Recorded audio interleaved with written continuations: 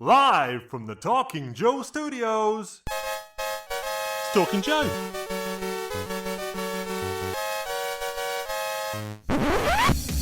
Talking Joe is on the air.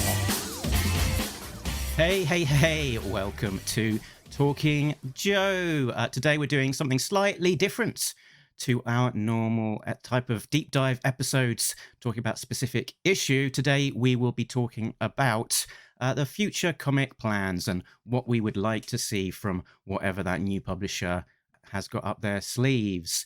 So I'll be joined by some special guests to have a little bit of discussion about what we think and hope for the future. And of course, I won't be doing it alone. I will be joined, as always, by my co-host. It's Tim. Hello, Mark, and hello, listeners and viewers. We thought we would do something lighter because some of our recent episodes have involved a lot of lining up of comics guest or reading and thinking and researching. And if we're just going live and chatting with some guests who are important but not very important, they're RIPs, they're regularly important persons. We could have an episode and have a lighter time of it. Let's introduce those other people. So today we are joined by two people joining us.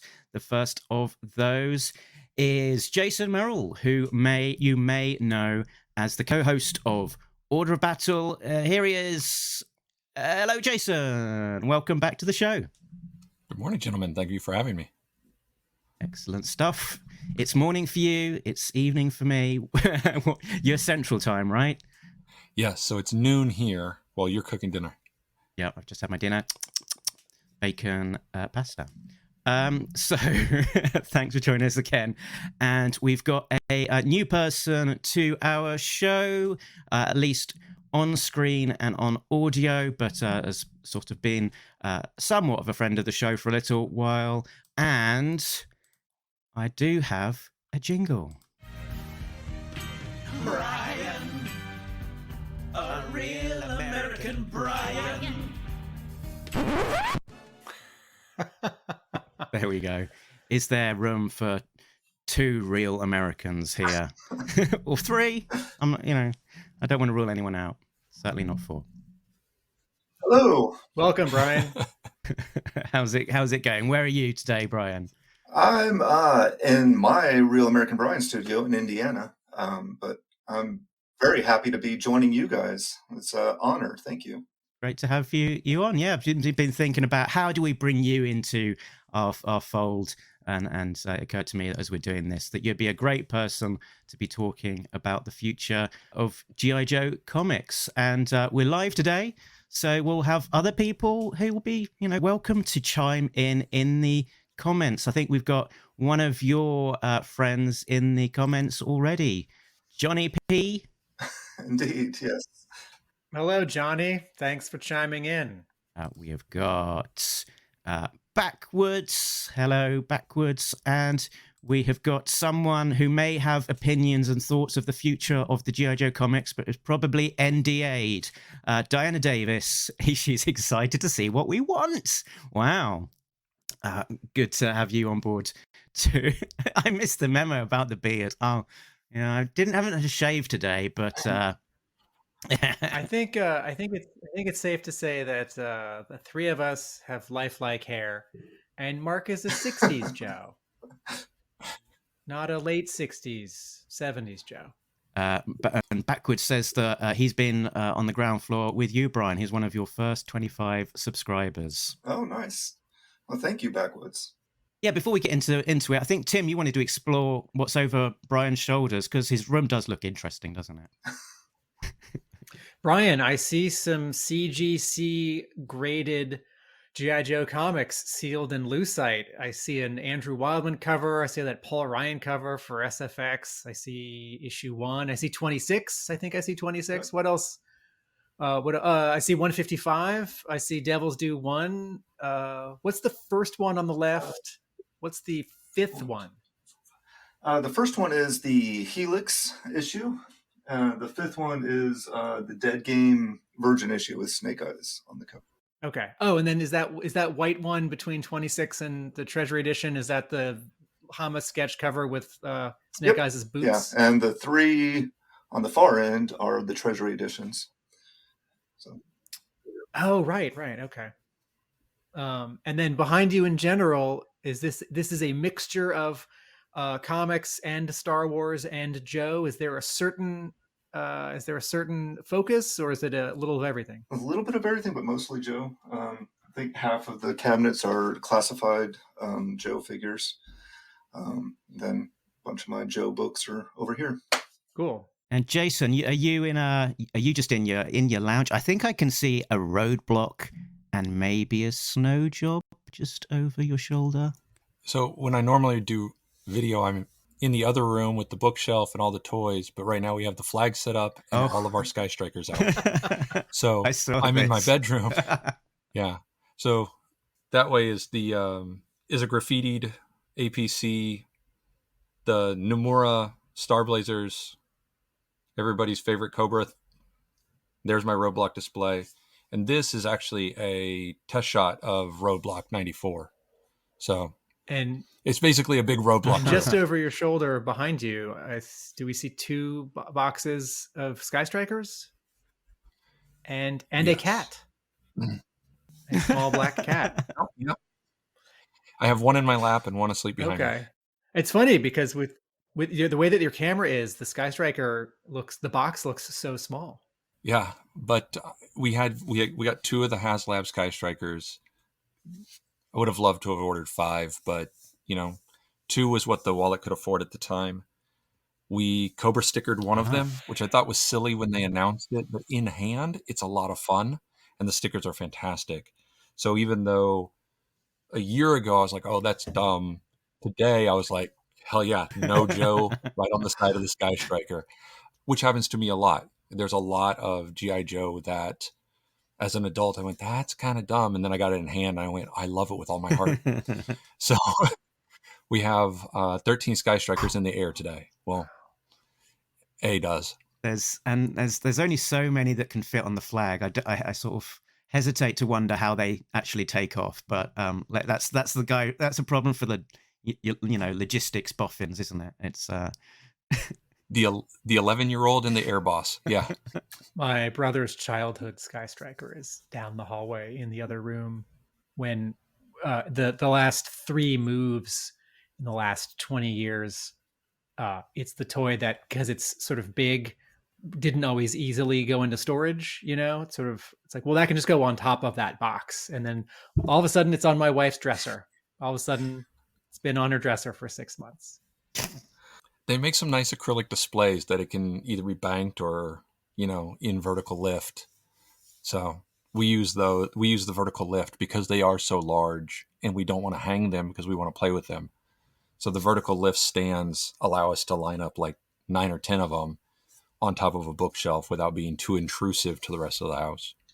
Cool. Let's get into talking about comics. Comic talk. Oh, comic talk. Larry Hama writes them, Tim and Mark discuss them. Whoa, comic talk. Oh, comic talk. Larry Hama writes them, Tim and Mark discuss them. Whoa.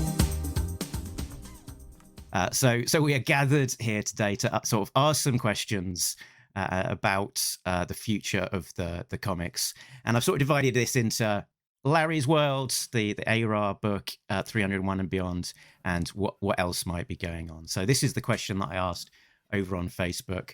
What would you like from the Larry Hama written book for 301 and beyond? And so as it's on the screen, let's continue with what my initial thoughts were. Let's take a break from some of the overused concepts, brainwave scanner and blue ninjas. And I say that and in the next breath I'm but also there's so much there, there's the brainwave scanner and the blue ninjas. There's been an awful lot of them in the recent books, but and so I think we could do with a break from them. I think there's an appetite for a break, but at the same time it's like there's that Cobra Casino concept and everyone going in there, and the idea that maybe some of these guests might be brainwashed. And then there's like the with the Blue Ninjas, it would seem a shame that after such a long period of them being so key to the ongoing plot, that just disappeared, and that plot kind of wasn't sort of resolved a little bit more neatly than just let's stop using them. What do you guys think about those two specific plot points, the brainwave scanner and the Blue Ninjas? Bryan, why don't we start with you? Yeah, so I agree with you. I think it's time for a break, but I don't want either of those things to be forgotten either. Like let's keep them on the back burner, but let's breathe a little bit and take a little break from these overused concepts, but we'll come back to them. I don't want them to be forgotten forever. Fair. Jason? Well, we have to have the brainwave scanner to catch new Snake Eyes back up to what he missed, and to clear the cobwebs out of both Sean and Dawn. But, once the Rhyming Twins and Snake Eyes are back to full speed, they could mothball that for a little while. I've never really been a big fan of the Blue Ninjas. It makes the comic feel a little bit more like the early 90s when it was kind of in its worst period. So he could never show them again and I wouldn't miss them. It'd be fun to see him come up with another third entity or third party, or change the way he's using them. But the Blue Ninjas could dirt nap for all I care. It's the weakest part of the Larry's run for me. This is what I've been thinking about with the Blue Ninjas, using them in a different way. I feel like the note that Hama has been hitting with them has been a similar note the whole time. Like the humans are all meat puppets, and what was starting in the 290s was the Blue Ninjas now saw Cobra as some kind of enemy or entity to be infiltrated. And I don't remember really what happens in Artificial Intelligence. I know that Destro and the Baroness are fighting some Blue Ninjas, but I feel like the Blue Ninjas' plan has been a little nebulous. And if they were to specifically go after like Cobra Commander, or specifically go after Broca Beach or Cobra Island, the problem with me saying that is that that's not really the way that Hama writes. He doesn't come up with plot point first. He's sort of thinking about what the characters would do. A comment that I made to Mark several episodes ago when we were talking about some of these final issues was that there's been this sort of like deflation or stakes creep of the Blue Ninjas, where when we first met them, they were so hard to destroy. And then the Joes figured out, like, we'll just shoot them in the head. And now when the Joes fight them, they seem easily dispatched, because maybe you don't need like 4 pages each time of the Joes saying, oh man, this ninja robot is so hard to stop. But it's like you've got this sort of two toughest things in all of G.I. Joe, a ninja and a robot.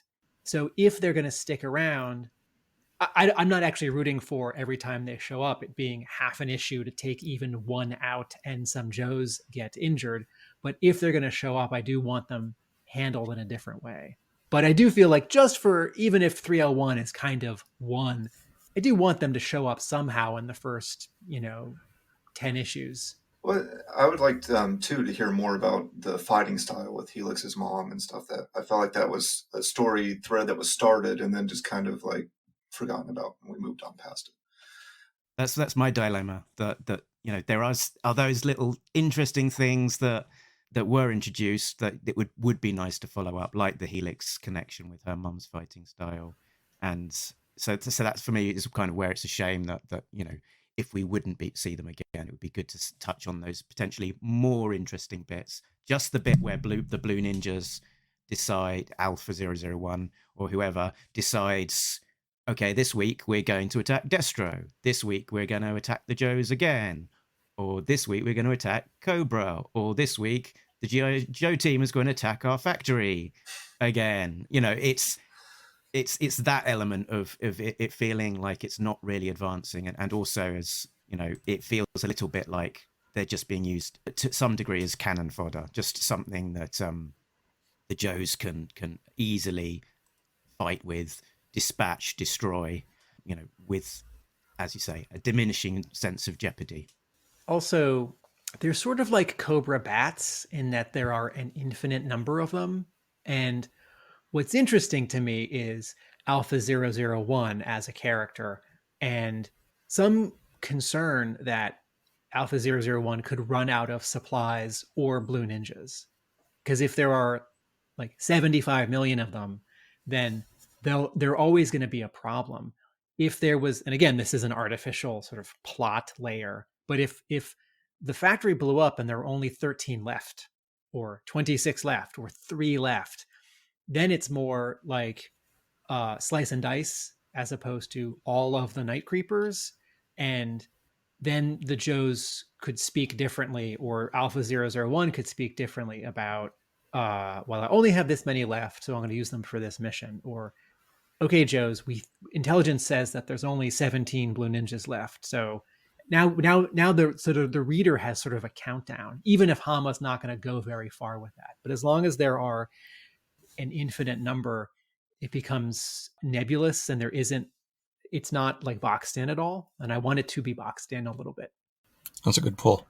Let's move on, I guess, to the next point that I had. Before we do that, sort of an important news briefing here from French Toast Chopsticks manga of Real American Bryan is so handsome. Thanks for that update. We're all having problems with that. Being too handsome? Well, no, with him being too handsome. Bryan is too distraction. handsome. Yeah, hard to keep focused. So the next one was use more characters that we don't see in the book so much.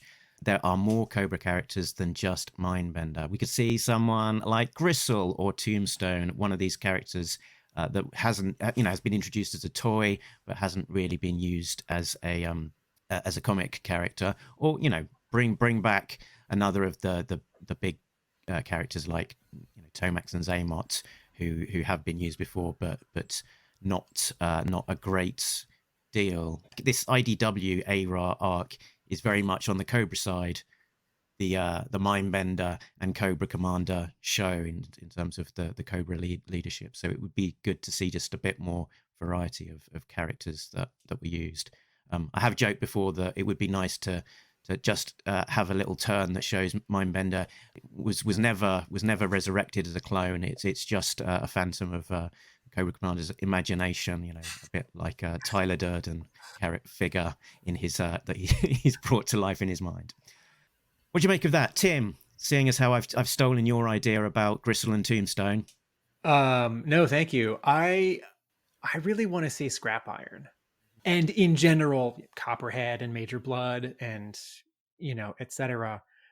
Mindbender has become sort of too many things for Cobra Commander. And my creative partner many years ago said to me, do you know why Bane is in Batman and Robin, the Joel Schumacher film from 1997?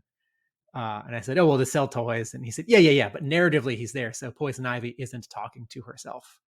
Like he's, it's like Watson for Sherlock Holmes, so Holmes can explain it to a character on screen and explain it to the audience. And Mindbender is such an amazing character, and clearly Hama has affection for him, but he's both sort of Cobra Commander's like sounding board and conscience, and not quite second in command, but he's there all the time, and he's his inventor, and he's his interrogator.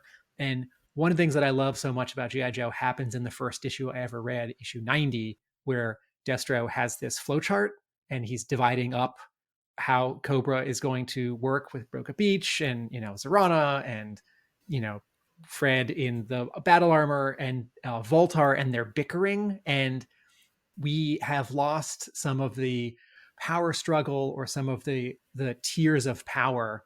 And Scrap Iron's dossier, that line about him wanting to blow up the world, is such a funny Larry Hama ism from 1984 or 85 that he's never been in the comic very much anyway. And this seems like a character that if someone could remind Hama, like, no, this guy is great, you can do a lot with this. So selfishly, I'm picking that guy because I've always loved his costume and his accessories. But with someone like Tombstone, I don't remember quite when Hama was or wasn't writing some of the file cards in the 2000 teens. So I'm not sure if Hama sort of knows about Tombstone or feels any connection to him.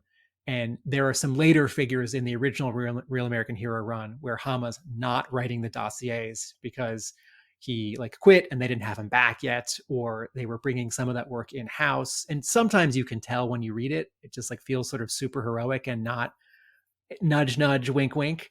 So I'd have to think about Gristle. So maybe Hama doesn't know about Gristle, doesn't care about Gristle, but absolutely more than just Mindbender.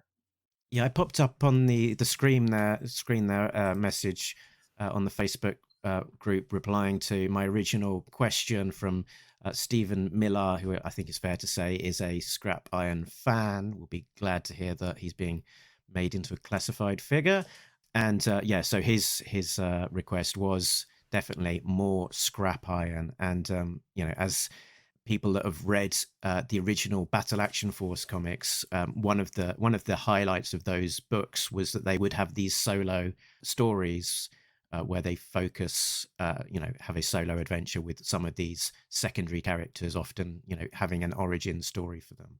And so there was a codename the Scrapyard story featuring Scrap Iron doing what he does best. Bryan, what do you think about Mindbender and Gristle and Tombstone and Scrap Iron and other characters? Well, one of the things that I think would be a really cool concept going forward is kind of building off of those a little bit. I'd like to see a splintering of the evil forces that Joe's fighting. So have Serpentor Khan lead his army, and then have Cobra Commander's army, and maybe bring Al Cabra and have him leading a force, and Destro. So that way the Joes are spread out more too. You could bring the Red Shadows back. You do all kinds of things. And then you have Joe forces that are, have threats all over the place rather than having this huge roster focused on, Cobra Island or the Cobra Casino. Like with all the Joes you have and the forces you have, you should be able to take that out pretty easily. But if you're spread thin across the globe, then now there becomes some real danger and intrigue. It was it was a really exciting plot point of the Murder by Assassination was the introduction of some new characters to the Cobra cast, new and different. So the introduction of Al Cabra as a kind of a real threat, and this Overkill as a new kind of mysterious secondary character. It was really fun to see. Jason, what are your thoughts about that one? So my first thought was Scrap Iron, which Tim eloquently went long on, and I love it. We used to army build Scrap Iron because there was Scrap Iron, and then we had the Iron Guard, which were all the other Scrap Irons that followed Scrap Iron. But in that realm of Mindbender, Scrap Iron on his file card, he's a weapons inventor. He works for Destro.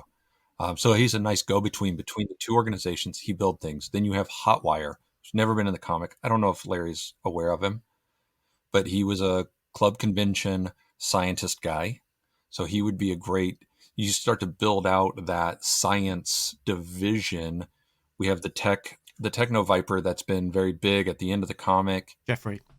Yeah, Jeffrey. Take off the helmet, make him a real person or her a real person. And you start to build that whole side of it and then take them out of leadership.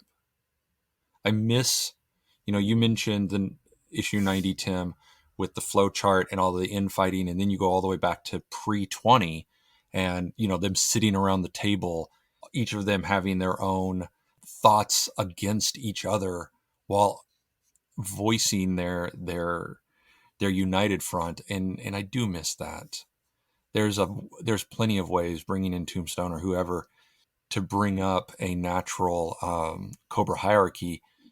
Even when you think about the Crimson Guard who just defected, they don't all have to defect. And then, having Major Blood not part of leadership, but what he's supposed to be is a hired gun, having him come in and out, working for different factions, everything Bryan said, I love it, because as you start to break that down, I want more special missions than I want the same 15 Joes on the same C-130 flying over the same island. Yeah, that issue with Major Blood on the front cover where he's, about to draw his pistol with Lady Jade sort of knelt down in front of him. Those couple of issues I thought was a great change of pace. It was like a really exciting action story, and also just stepping away from some of those the blue ninjas and the brainwave scanner, and featuring this really dastardly character of blood in such a cool way. I thought those are probably two of my favorite. They'd definitely be in my top 10 of the IDW run. Yeah. I wouldn't also mind just seeing a stronger Cobra Commander. Cobra Commander is always at his best when he's the demagogue leading the disenfranchised masses and willing to kill his own son and kick a puppy. And not that I want to see him kick puppies again. It's an awful thing in the comic. But that version of Cobra Commander, having him be kind of punked by Serpentor or by Fred or whomever, was always the weakest of the commanders. And although we all love Chris Latta's voice, he's the weakest of the commanders. I want a strong commander. I think that's a really, really good thought as well. And I know that a friend of the show, Steve Jubber, has got strong feelings on this one as well. That sort of menacing, ruthless, real threat character that Cobra Commander can pose when he's at his best. And we've seen a little bit less of that, of a little bit, slightly more chaotic and on the back foot, and not really ever progressing anywhere with his grand schemes. And asking old people in a casino why they're not gambling more. Yeah. Asking if they've tried the dip. Yeah. Yeah, that's fun. That's silly. But silly's for the cartoon. Silly is for the comic too, but the teeth of the comic is what gives the silliness its breadth and its leeway, where it's the vice versa in the cartoon. Let's definitely do something that sort of really brings back the edge. We've used the example from the IDW books where he puts in a couple of, I think they're like city officials in the back of a car and sort of shoots them through the hood. Or is it called hood? Anyway, through the... It still needs to be for kids. Like, I'm not saying it needs to be for us as we walk into our 50s, because it's a bit myopic, but we all remember G.I. Joe being a little bit above us, right? And now it's good. It's by default, it's going to be below us. We're, in our 40s and 50s and such, but having it be a comic book for kids, but a little elevated, was what made G.I. Joe special. And it doesn't have to be just for me today. It needs to be for that same, it's serious with a hint of funny. It gets the middle schooler or the teenager hot-blooded instead of, why aren't you gambling more? There's a scale, in terms of like top level menace versus just silliness. And we just want to dial back the buffoonery a tiny bit. I do want to defend that scene in the casino, because I think heading towards issue 300, being a final issue or not being a final issue, is an unusual scenario for a writer to be in. And I think Hama may have been, in showing the commander that relaxed and comfortable and sort of light, I think whatever did happen next or now will happen next is the teeth, is the contrast. And so that scene in and of itself, I don't have a problem with. It's going to be great. What I also mean is that I think Hama is writing this character as, he thinks he's untouchable, and sort of narratively, we always want Cobra Commander to like walk around and be cruel and be evil. But no, he feels incredibly safe on his island. And it's a Ponzi scheme. Cobra's a Ponzi scheme, right? So yes, you get people into this casino and you take their money, and maybe you also brainwash them. So, but yes, I'm ready for sort of the contrast where like now he's, going to attack the Joes, or going to, we saw that a little bit in 300 or 299 with taking the people hostage and putting them on the sort of the porch so that the Joes could see them. But that was not sort of the like most dramatic beat of that issue, so it doesn't stand out as much. But had that been staged differently, had the issue been more about that, we might be having a different discussion now. Like, oh man, Cobra Commander took all those gamblers and vacationers out into the porch. But yes. And I think there was some power struggle on that side of things where, Splinter Khan or whatever is trying to take Cobra away from Cobra Commander. Then I think you have that option of making him more evil and darker, and as he responds to that, trying to hold on to what he has. However, does that lead right back to Cobra Island, the Cobra Civil War? I mean, we don't want to just jump right back into that, right?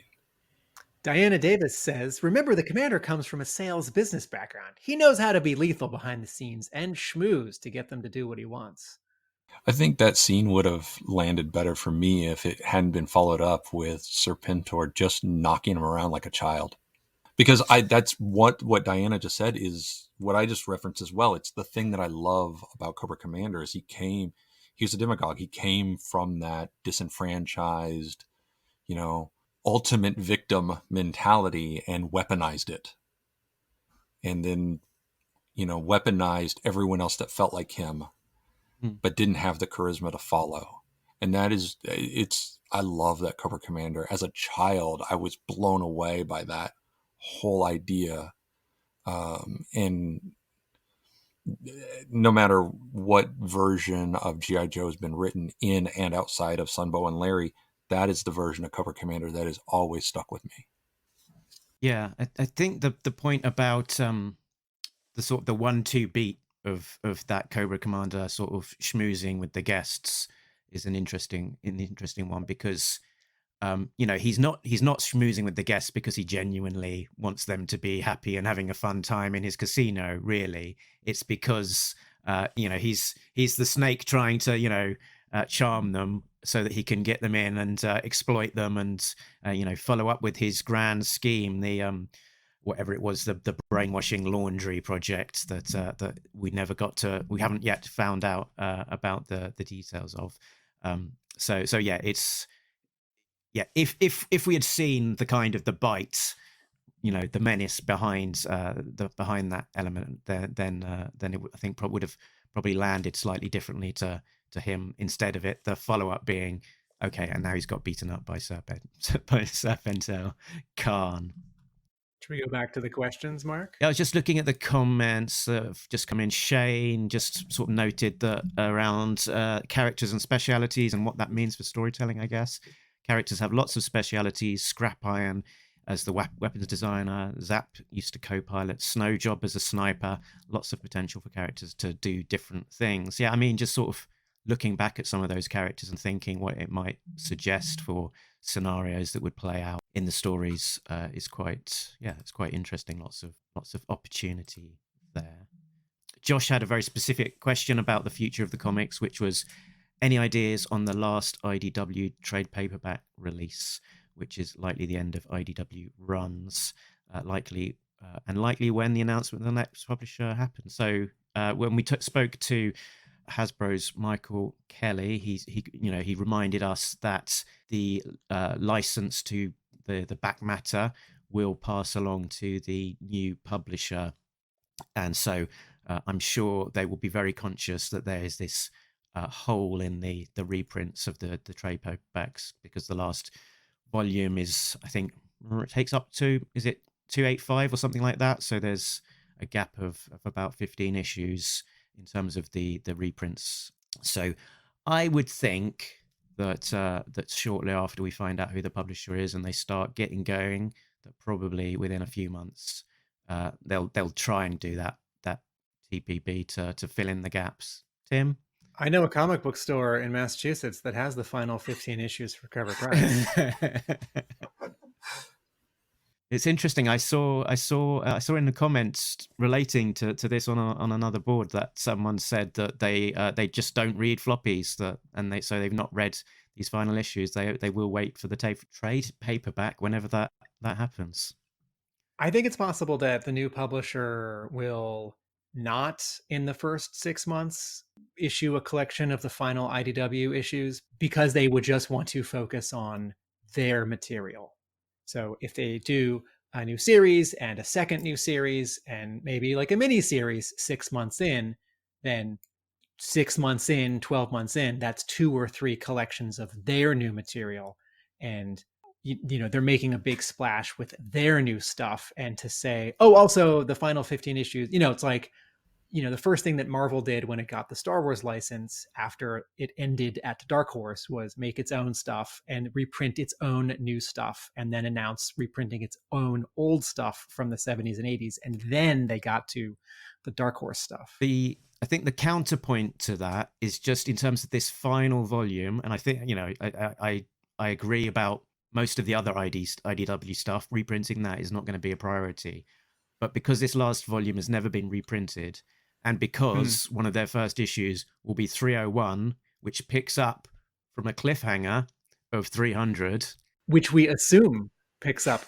We've been told. I mean, I've always been stunned by the first page of issue 97, which is a couple of Joes hiding behind a car getting shot, and it does not pick up after 96. It doesn't pick up after some Joes do damage to basically the Cobra embassy in New York City, and there's like sometimes Hama just jumps ahead and starts another mission.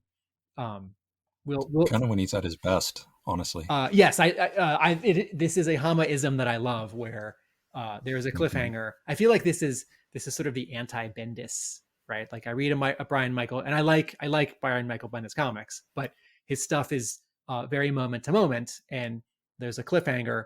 And then I read the next issue, and the next issue of Avengers or Spider-Man or something tends to be the next moment.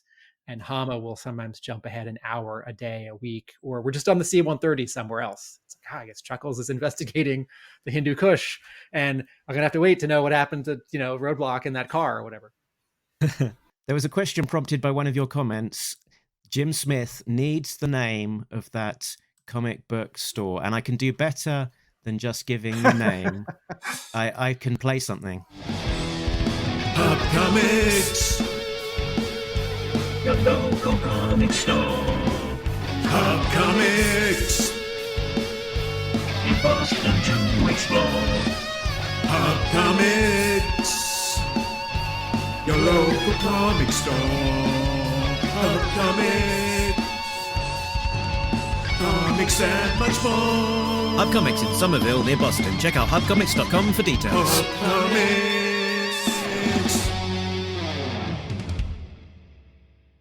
That's nice. Thank you. It's a destination more than it's a shop. We do have a lot of issues at G.I. Joe. Should we go to the next question, which I think we were bridging to? Let's do it. So the next one, the next point was, can we have some return of classic G.I. Joe artists? Vosberg, Wiggum, Wagner. Maybe we could have a flashback story set during their era of G.I. Joe. We could have a story from set during the issue 30s or 40s or 50s from Wiggum. Could have something, during the middle of the Civil War from Wagner. We could have something back in the green uniform days from Vosberg. What do you think? What do you think about that idea? Bryan, you go first. I think it's a fantastic idea. I'd be very excited to see so many of those artists we haven't seen do any Joe for so long that it'd be just, I don't know, it'd be a nostalgia trip and a nostalgia property. And I think that'd be a phenomenal idea. I'd be very excited about it. I don't know how likely it is, but I hope it happens. Jason, chime in. I would love to see it. I would love to see Michael Golden come back and some others. At the same time, I would love to see them pull in whoever the hot artists that people are following today. Not because I don't love our old guys, but I want new eyes on Joe, and I don't know how much Vosberg or Golden is going to pull in the new audience. But it's certainly, I would backflip. It would look bad, and I'd probably break my neck, but I would try to backflip if some of these older folks would do it. Diana Davis says, I would be surprised if Vosberg agreed to do it. I asked him if he wanted to do a cover for Saturday Morning Adventures, and he wasn't really into it. I think Vosberg is, there are artists who have worked on G.I. Joe. G.I. Joe does not pay royalties.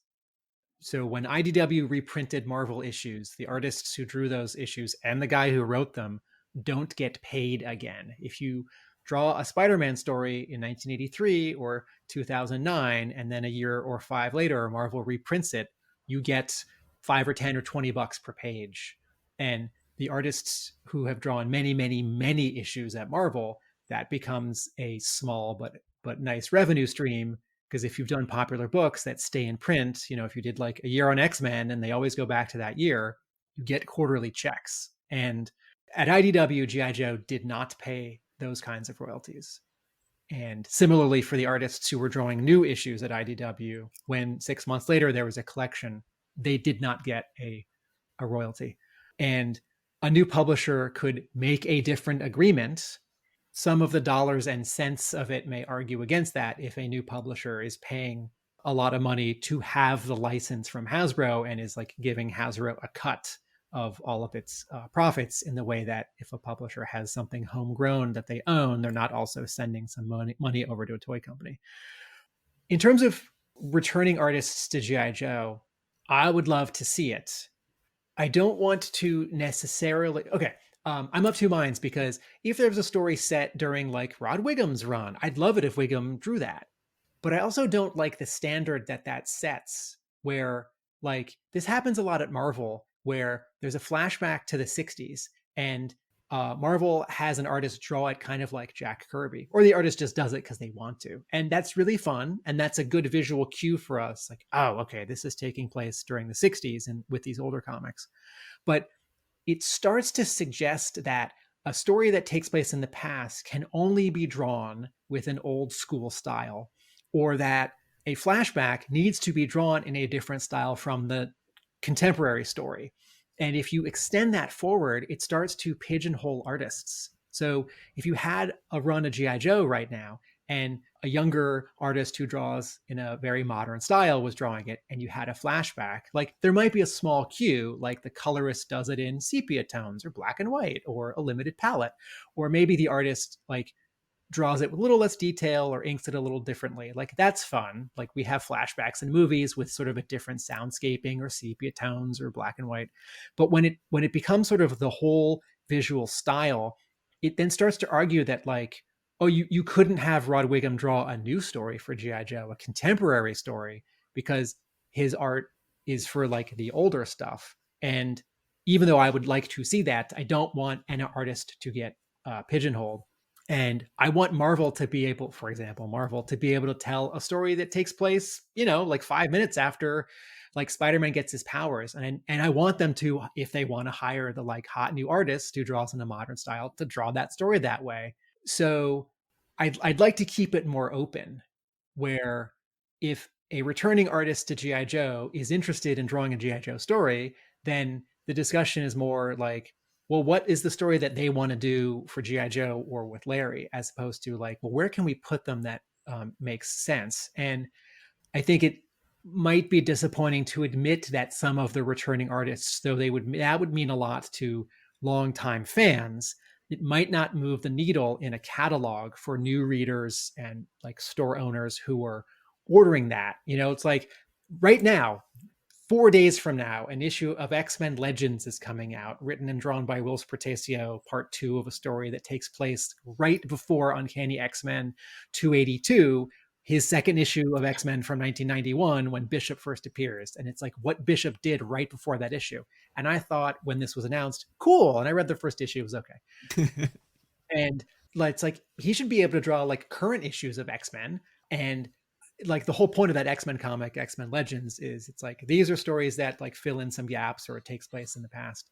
So I think the difference for maybe why you might do that with Wiggum and why you might do it with Portacio as well is that if it's less connected to the current chronology, current issues, and it's just one issue, then maybe that's an easier commitment, and it's also a smaller deadline pressure as well. Just get this thing done, we can drop it in. Yes, thank you. As a separate point that I was going to forget to make, if it was a series like G.I. Joe Spotlight or G.I. Joe Origins or G.I. Joe Secret Missions, and it's 1 or 2 issues at a time, or an annual or a yearbook, totally. And what I actually really want, I want Hama to write more than one monthly. I want more than 20 or 22 pages a month, whether that's double-sized issues, bi-weekly shipping, a second series, a like rotating a revolving series of miniseries that in effect is a monthly series, or many, many specials, there are so many characters that it's hard to tell a lot of story and sort of satisfy many fans, because it's like, well, within a couple issues I can include these 9 characters, and someone out there is like, well, what about Scrap Iron, right? Or like, what about, like Frostbite? We haven't seen Frostbite in a while. So since there is this nostalgia and we're coming out of the anniversary, and I feel like the G.I. Joe declassified miniseries, the 3 issues from Devil's Due, like that never fully satisfied me. What I actually want specifically is some like G.I. Joe 1980 or 81 or 82 miniseries, whether you call it that or not. Whoever draws it, I would like a story, a miniseries that can be a bigger book that you could give someone that's like early G.I. Joe or right before issue 1, because in the same way that Hama's self-contained issues in the last 5 issues have been like free of like continuity and the ongoing story, and you could give one of those issues to anyone who's hasn't read G.I. Joe in a while. So to Mark's like specific idea, like maybe it takes place during the Cobra Civil War, like maybe it takes place, I feel like in the first year or before the first year is particularly ripe, both for storytelling and for readers. I think you could have the classic artists come back and have new artists at the same time, because we're not just going to have one title here. The new publisher is going to have multiple titles, so we could have a book that has that retro feel for the older crowd that's getting into it, and then we could have the new hotter artist on another title trying to bring new readers into the property as well. Surely though, do you guys think it's likely that there will be a Hama book that continues Real American Hero and another book that starts a different kind of G.I. Joe, that's like G.I. Joe that's starting for the first time in 2023, or like the Paul Allor World on Fire continuity? Do you think there's going to be something different that's not I Hama? truly hope so. Yeah, I mean, Michael Kelly said as much, that there will be, there'll be at least 2 books, that there'll be the Hammerverse continuing, and there'll be something else for that will be doing something else, and without too much clues as to what that something else could be. And yeah, my speculation was one question would be, would you want it to be absolutely something else completely different, or would you want it somehow to be running alongside Hama, not causing him too much problems in terms of keeping everything consistent, but happening at the same time, just like Larry Hama might be writing a Batman book, and then you've got another writer writing another Batman book, all set within the same universe, which is something that did happen. And so would you want that? And I guess there's precedent in terms of like the Helix backstory, for example, that was written by somebody else in the ARAH universe. Would you want it to be entirely separate, or would you want it to potentially run along parallel to the ARAH universe? Because I guess for me, having it completely separate, might mean that they can do their own thing, and it might be very bold and exciting, but maybe to some degree it might sort of matter less because the ARAH is the real G.I. Joe universe. Yeah, I mean, I would love to have that. Was actually one of on my wish list for the new publisher. I would like to have something else that's in the ARAH universe, but maybe not necessarily written by Larry, but in that, because then you could spread out and have a bigger roster. So you could have these characters are in Larry's book, these characters are in the other book, but it's all happening in the same universe and the same continuity. And then you get to see those characters you don't get too often. Jason? Yeah. So Diana Davis, right as I was about to talk, it hits us with the perfect one. It's hard for another writer to write in Hama's Joe-verse, since the way Larry writes, it's hard not to accidentally contradict events or go off canon. And kind of what she's saying and what Bryan's saying, it would be nice to have another writer come into Larry's universe, not to be too morbid, but due to Larry's age, and Larry's the boss, and he's writing, something off panel that Larry is approving, agreeing to, pitching to him, something, or her, some writer that can come in and sit down with Larry and not take over, but add flavor, add color commentary, and when the day that we all get to happens is, already well and meaty invested. But I do agree that non-Larry Joe, it has less importance, is less whatever, but I love it. I loved how much anger Aubrey Citizen's G.I. Joe caused, because that's headlines. We need headlines. We don't have the viewership, or we don't have the readership that like, say, Batman does, where you can have two congruent writers still in the same basic ass universe, whatever. So somebody like Citizen, who's going to cause controversy, somebody like Paul Allor, who's going to create this beautiful, grounded, modern, realistic, still a little bit of joy, someone who's doing the Saturday morning stuff that's just silly beyond silly, Sigma 6, a Renegade, something that pushes the envelope, maybe makes some people angry, maybe shows you a Snake Eyes, or or a Law and Order that we're not used to, giving us that new little right? Because we have lots of YouTube guys that are making their own play action things, not Larry Hama, not canon, completely unimportant in the Hama verse, but you watch those. Jubber, one of your co-hosts, is part of that world, and we watch them, and we're inspired, and we're hungry for more. But ultimately, it doesn't matter because Larry didn't write it, right? So I want something that pushes beyond what we're comfortable with. I want something new and crazy, but I would love to see somebody sit down with Larry and pick up and maybe add color commentary to his universe, and is someone that, we can trust with the universe if Larry ever decides to put the pencil down. I like where Jason's going, that Hama could be something of an editor to a second Joe book with a second Joe writer, and that these two books could be in the Hama verse.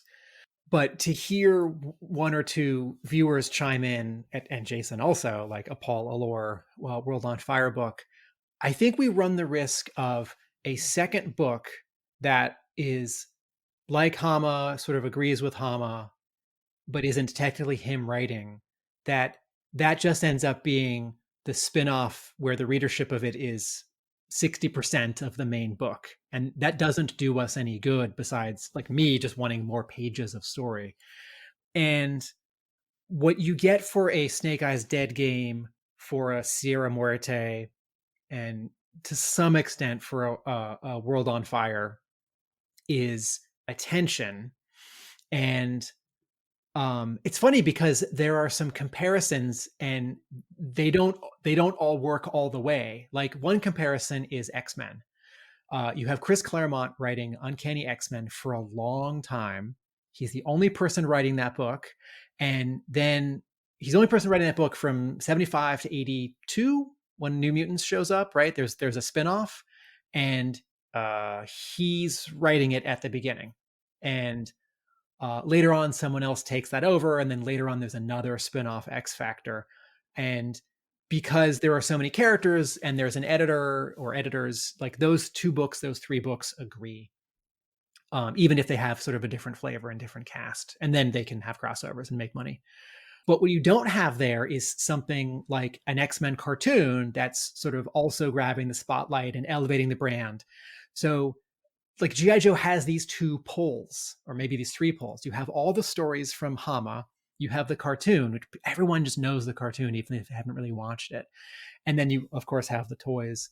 And I don't know that sort of an ongoing Saturday morning adventures could sustain itself. I don't know that a year later, 2 years later, there's enough affection for that, because what you ultimately want is like movement and voices and sound effects and music. And maybe those 4 issues were like just enough of a like an appetizer for us. If we're going to get another one of those, please, 5 issues. I need a little more story. But I do feel like what a Rob Liefeld brings to a Snake Eyes Dead game, and what a Michel Fiffe brings to Sierra Muerte, even if it's not going to be like writer-artist auteur, even if it's going to be just like some high-profile writer-artist team, I think that might be more valuable to the brand and compete less. And I think even though Michael Kelly makes this like central point that he's like, we need to grow and evolve the brand. And I ask readers to give it a shot. He said this when World on Fire was introduced. He's been saying it more recently. I think that something like Dead Game and Sierra Muerte and, Transformers versus G.I. Joe by Scioli, because they're discreet, they like every 6 months, every 4 months, every year, they can like shake it up. And maybe you don't get all of them because you don't like one of those creatives. As much as like Paul Allor's universe like should have continued and been indefinite, you end up that's sort of not different enough, and that it's similar enough that someone who only wants one G.I. Joe book will skip it, and it's not, and it's different enough anyway. I think we need some mini series that are different. As much as I want Hama to magically write 2 books or a second writer to work with him. No, we agree on this because that is the beauty of G.I. Joe. And when you talk about Allure and Fife and everybody else, is that we have the best of both worlds. We have the big 2, this never ends, 300 issues, goes on forever like X-Men or Avengers. And we have the independent comic. This is a beautiful story. Why did it have to go away? Oh, here's another beautiful story. Oh, it's going to go away too. Like, they're killing the children, right? It just, it's over. I didn't want it to be over. I could have read double that. Not to swipe at low hanging fruit, but I do think as exciting as all of the variant covers for Dead Game and the like attention that announcement of that miniseries got, I do think that miniseries in terms of story and character didn't win anyone over. No, that hurt us more than helped us. So if we're going to do that again, it needs to be a stronger narrative with stronger characterization, even if the art is, like a certain like narrow bandwidth. In terms of a second Larry thing, just returning to the special missions format when he was doing in the 80s. Special missions came out, once every 2 months? Until it went monthly. And it went monthly around issue 17, 18? Sure. But it was 30 issues. It doesn't have to go monthly. It went monthly. But in terms of a new thing with Larry writing 2 things or someone sitting with Larry as Larry, the editor, you take that special missions approach. You can then go to Helix's backstory. You can add in Gristle. You can add in Snowstorm, who's never seen the light of comics. You can go and you can have that second writer or Larry doing those characters that none of us have ever seen. We all want to see. Maybe we don't see them because he didn't write the file cards. Maybe we don't see them because he didn't give a shit and he's already got his plan, but in everything I'm talking about with all the crazy, whatever, give us everything. It's very much in what you're saying is that it's miniseries. I don't need 300 issues of Paul Allor, but I could have used more than 10 to 12. Yeah, I really like the idea of like miniseries, like continuing miniseries, and you could do, and I still think they could still be in the ARAH universe or the Hama verse, where you could have and focus on like some of the sub factions of G.I. Joe. So you could have like a Tiger Force miniseries, it's going to go for 5 or 6 issues, and you have some wild artist that's out of the normal and different writer on it, but it still kind of fits into that universe, and it could take place anywhere on the timeline too, so it's not going to cause any kind of conflict. And if you just like focus on smaller groups, I think the biggest thing, like one of the bigger complaints you always see online is that, my favorite character hasn't appeared in the comic for 100 issues because there's such a huge cast. Like, I think you just have to explore ways of getting different characters involved in other ways. So Adam S. says, I feel like Real American Hero would work better the way Eastman works on IDW Ninja Turtles. So Ninja Turtles is up to issue 137 or so, and there've been a bunch of side miniseries. So if you combine those, it's almost like 200 issues, 250 issues. And Tom Waltz wrote the first 100 issues, and Sophie Campbell's been writing since issue 101. And Bobby Curnow and Kevin Eastman and Tom Waltz have been sort of editorially involved the whole time. And so with the first 100 issues, Waltz was, I don't know to what extent, just plot or like actual scripts or having every 6 month story meetings, but Walt was bouncing ideas off of one of the co-creators and someone else, and that is continued after he left, although he's come back to write this big event miniseries. And Eastman also does 1 or 2 covers every single month. They tend to be the available B covers, not the the ratio incentives. And so if you are like me and you want one of the original guys very much involved, he is. And so I think that does speak to just how much goodwill and loyalty there is for Hama being involved in G.I. Joe, whether that's on this one book that he's writing, if he's also doing some sketch covers, if he's somehow involved with some other comics. I wonder about the first 3 months, because when IDW launched, if I'm remembering this correctly, there was the 0 issue, which had a prologue story for all 3 series. And then each of these 3 different books launched. And I think it was staggered 1 per month. And that way they don't take each other's attention and you have some momentum over 3 months.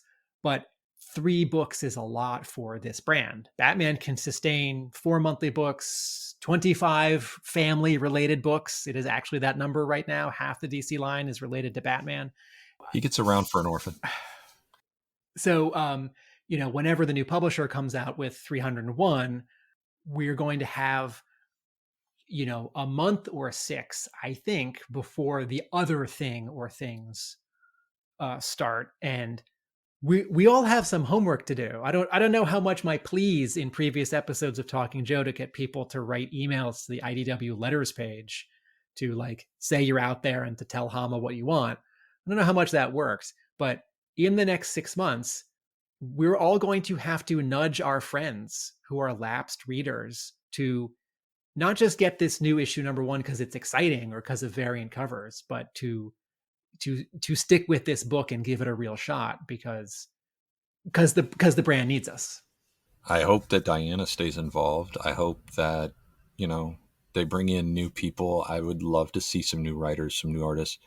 I'm curious, back to an old question is, when they start doing reprints, are they going to go all the way back to issue 1?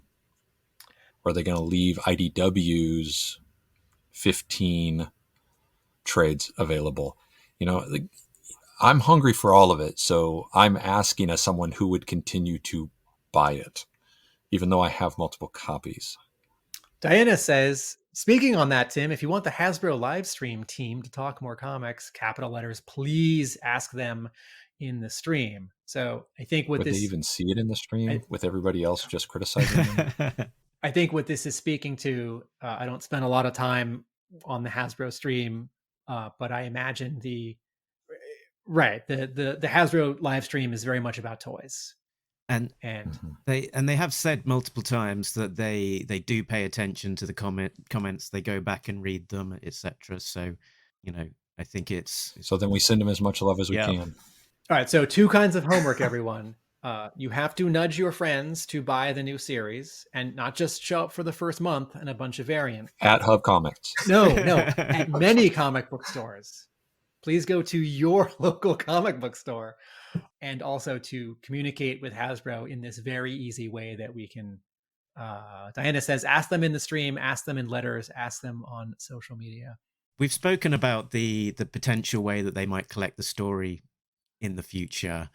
And I think, if they were to just do what they've done before, that wouldn't be very exciting. People have already got a lot of those collections. They're out of print, but it's a smaller, set of the market who don't have those things. So if they were to go and do something different, like a Walking Dead style 50-issue compendium, that would be something, different and cool, and a really great way of, getting a lot of story and catching up without having to buy, lots of multiple books.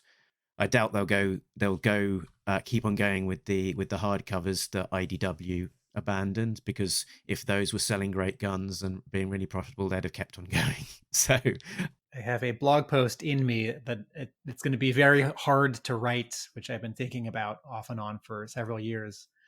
I hope a new publisher can send some love toward reproduction because I like the way the first 50 issues of the Marvel run look when they're reprinted, and I don't like the way issues 51 and up and special missions look because of the assets that were available to IDW and the like color studios that it was using. And it costs more money and it requires more Photoshop care, and maybe like asking collectors to scan pages in their collections and send in like TIFFs of 11 by 17 art.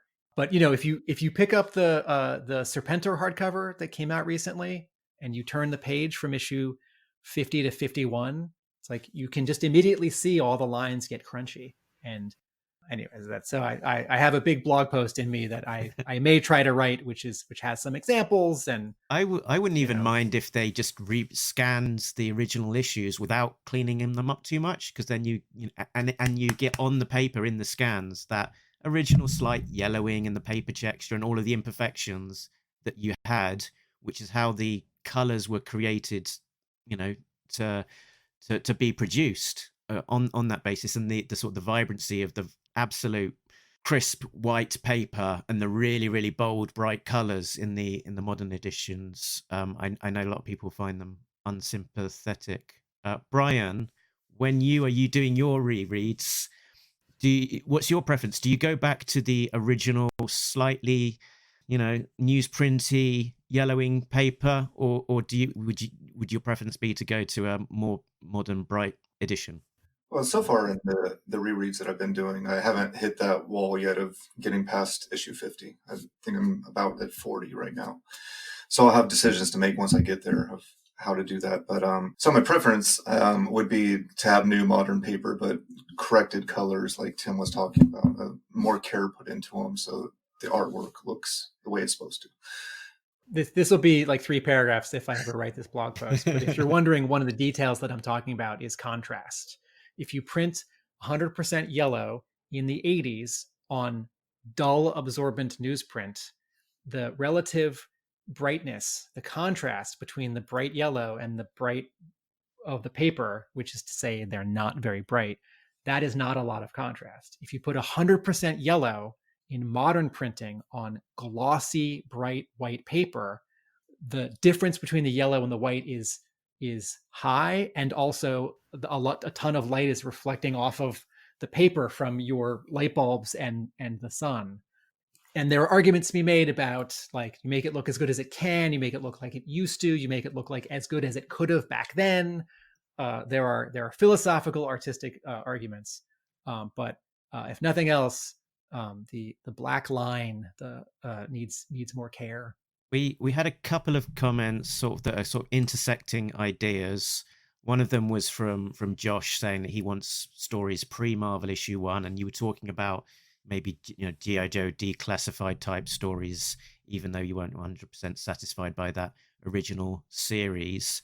I mentioned that in issue 225, which was a flashback to Duke's wife Claire being having this attempted rescue, that was this proto Joe team that went to go and rescue her, which seemed interesting and ripe for exploring. One of those sort of seeds that sometimes Larry will plant that may bear fruit in future issues or not.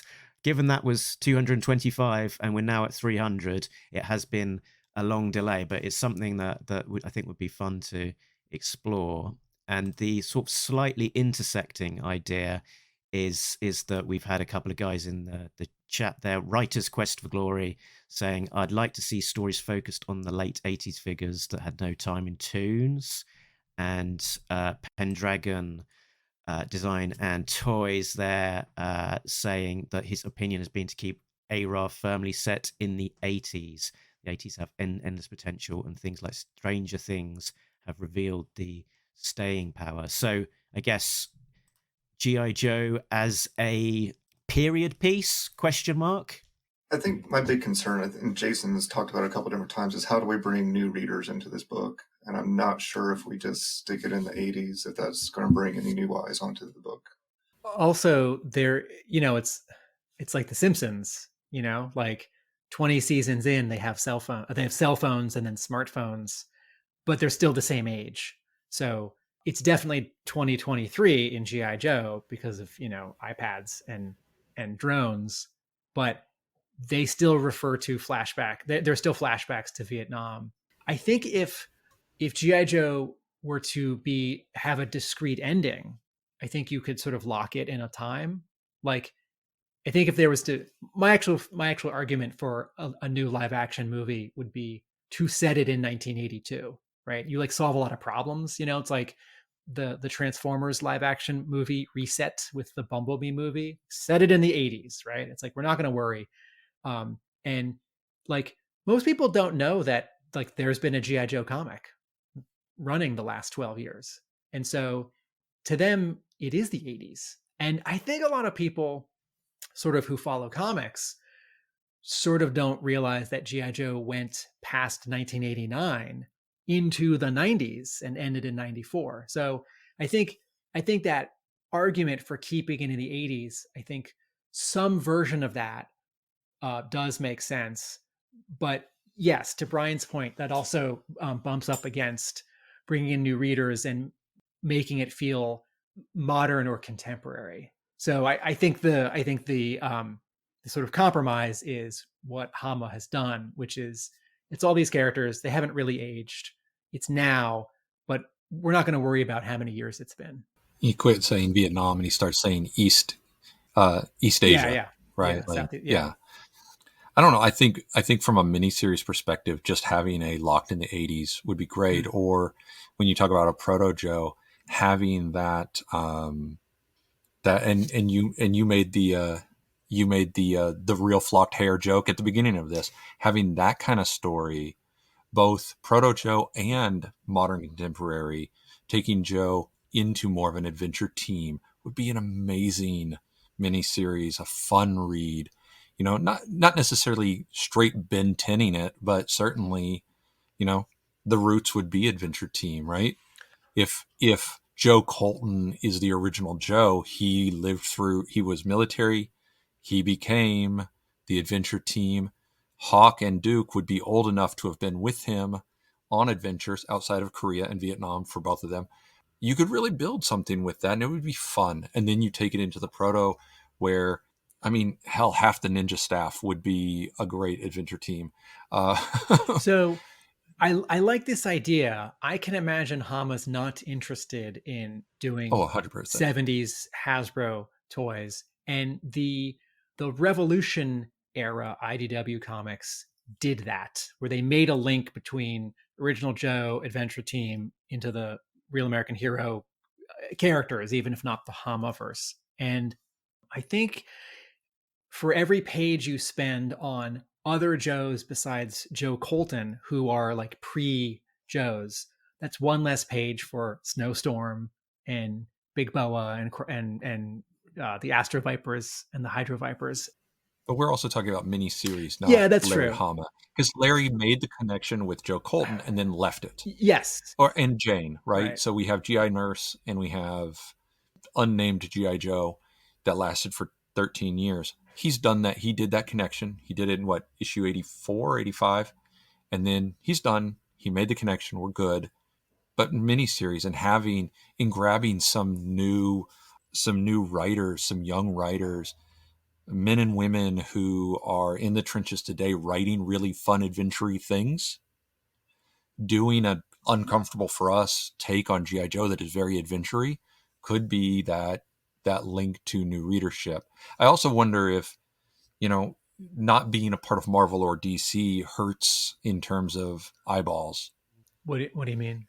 Just having it as part of the big two would certainly put more eyes on it. I mean, IDW is certainly a big company, but I don't know.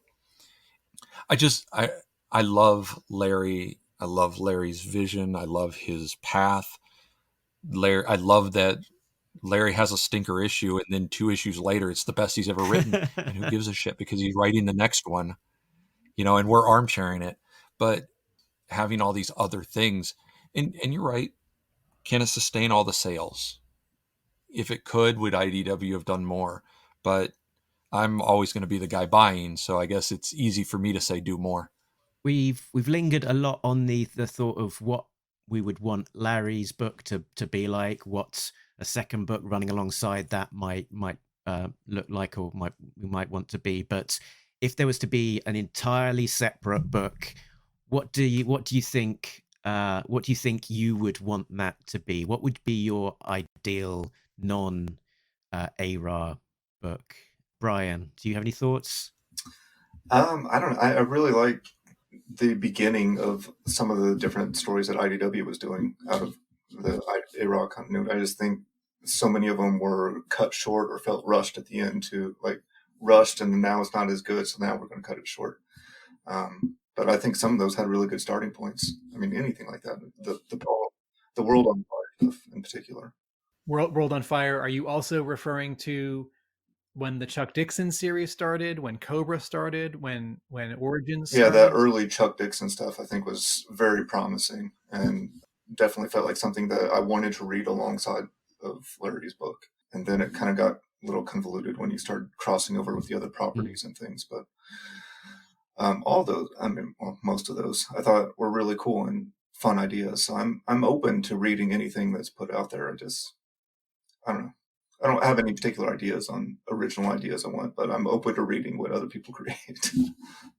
I might be. I think I might say one thing and do the other, because, as an analogy, the IDW Transformers run that starts in 2006 and gets kind of relaunched in I think it's 2012. Excuse me. When the ongoing, written by Mike Costa, splits into Robots in Disguise and More Than Meets the Eye, written by Barber and Roberts. From then, for the next several years, that continuity is sublime. And when it ends with Unicron, I thought, this is a joke, but I thought, well, I never need to read a Transformer story ever again, because that 6-year cycle was the best Transformers story I've ever experienced. And there were no Transformers comics for a couple months. And I thought, good, IDW, take some time off. Let us all. And then 3 months later, they're like, we've got a new series and we've got a new writer. And I was being this grumpy fan, like, I haven't heard of this writer. I don't know if this writer deserves to write Transformers. Like, no, I'm not an editor. I'm not Hasbro. That's not my call. And, someone at IDW and someone at Hasbro had this writer in mind, and this writer had a pitch. And this is Brian Ruckley, and wrote a bunch of Transformers comics for the next 2 or 3 years. And at the beginning, I just couldn't bring myself to read them. It was too soon. It's like, no, these look good, but unless they're like amazing or somehow the same creatives, I still need some time to reset. And so here I am saying to everyone, you got to buy all the G.I. Joe comics or we're going to lose it. So if something, like when the Paul Allure book started, I thought I will buy this and that looks interesting. I'm not sure how into it I am emotionally, and I've come back to it later. So I don't have a good answer for what I want sort of the other G.I. Joe to be, sort of how different or how experimental, or how sort of, if you squint, it could still be in the Hama universe. But I'll go back to our previous discussion of miniseries by, I don't want to say like top creators, because that means that's like sales or popularity. I mean like singular visions, even if it's a team, who have a really interesting G.I. Joe story to tell that can be off to the side or kind of crazy. And Jason, your turn. It's very self-centered because it's already the story I play. It's a story about Jason Joe. He's the hero of an elite. Sorry. Yeah, G.I. Alexander, G.I. Jason. But I love this idea of keeping it a little bit G.I. Joe seriousness, adding in that little Cobra, adding in that Saturday morning. So generally for me, Roblox and Rock and Roll are the buddy cop where Chuckles gets them into problems. And I would love to see that sort of miniseries where it's your two big guys and the shit starter Chuckles, and they so you could keep it funny, but you still have that seriousness of these are your heavy weapons guys. They mow down rooms of people. And you have that special mission sort of feel with Chuckles. You have the silliness, and the seriousness all mixed together. It's very adventure-y, and I would love that as an adventure story in the G.I. Joe world. Does it have to fit into Larry's? Don't care. Could it fit into Paul's or anyone else's? Don't care. Just fun, a little humor, a little very real, and run and gun. And it's a good palate cleanser as well for me, because I can go back to whatever, and I've had a little bit of fun. I think one of the things that we've talked about multiple times is miniseries. I really think that's a winning formula. Like, have a miniseries, but if it could be announced early on, like, this is going to be 10 issues, or this is going to be 8 issues. Like, let us know, okay, this is the beginning, this is an end. I'll get into that. Not like, oh, that was the last issue. And let the writer know. 5 trades. That's a perfect. I was thinking about there was a Ninja Turtles anniversary special that IDW published, I want to say 3 years ago. And I think it was square bound. I think it was 48 or 64 pages. And it had one very short story from every continuity, from the original Mirage Volume 1 and Volume 2 continuity, from the Archie continuity, from the Image Comics Eric Larson Volume 4 continuity, which then got wrapped up later at IDW, which was sort of a miracle, and from the current IDW continuity, the Tom Waltz continuity. And a lot of writers can't necessarily pull off like a super exciting or satisfying story in 8 pages, and that's probably what you get in this kind of special. But I loved the fact that this said to all of the fans, we're still thinking of you, right? Because they get a letter every month or so, it looks, in the normal letters page. It's like, can you do anything with the Archie continuity? It's like, no, we don't want to. That's the diplomatic answer is no plans at this time. And no plans, right? It's like, you read old Marvel comics, like, no plans at this time, but you never know, right? And Jason, I always forget Sigma 6 even exists. And I don't know that Paul Allure has like an 8 or 10 page story he wants to tell in the World on Fire universe. Well, he did with Infestation, right? And that weird, like, 3-eyed Cobra Commander. Did he write the two issues of Infestation? Well, I don't know if it's he wrote a short story that was very goofy, and like Cobra Commander had like half a snake face. World on Fire was not his first G.I. Joe. Right. And it is way outside of the bounds of G.I. Like, it is coloring well outside the lines of G.I. Joe. I get the sense that Paul Allure is one of those artists who, if you ask him to write something, he'll find a way of writing to that brief of, okay, you've got 8 pages, give me 8 pages, I'll make 8 pages work. Since we're missing the anniversary, I feel like this past year would have been the perfect time to do a double-sized special, and you get one of the people who wrote the Sigma 6 cartoon, or the Devil's Due person who wrote the Sigma 6 cartoon comic book. I love that. I love that whole concept. And you get one of the Devil's Due guys to write an 8-page story. And this is a big swing, because such a book would be, $7, $8, $9, $10. And it's hard to do variant covers on a big thing like that. And I don't expect a new publisher to do this early on, but there's some goodwill there. With Turtles, it's easier because the cast is smaller. Like, after a couple of years, they just kept making the same 4 Turtles toys. But G.I. Joe is in this position now where it does have all these different continuities and sort of kinds of fans. And, I don't think Sigma 6 as a comic needs to be a miniseries. I don't think that's something that we need to go back to. But I not knowing the sales of Saturday Morning Adventures, man, I can't imagine that some kind of return to that, a special, a graphic novel, a miniseries. It's like, most people think that's what G.I. Joe is, right? It's like, you just walk up to someone and you like sing half the jingle, or you say, "And now I know," and they like finish the line for you.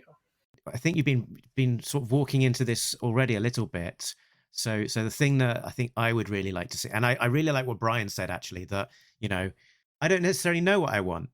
Make some really brilliant comics, and I'll read those, and hopefully they're great. If you were to ask me at the beginning of the IDW era, what do you want IDW to publish? I wouldn't have said, I want you to give me a book called Cobra, and it's written by this guy that I've not already heard of, and drawn by this guy that I don't actually know about, and it's set in Cobra.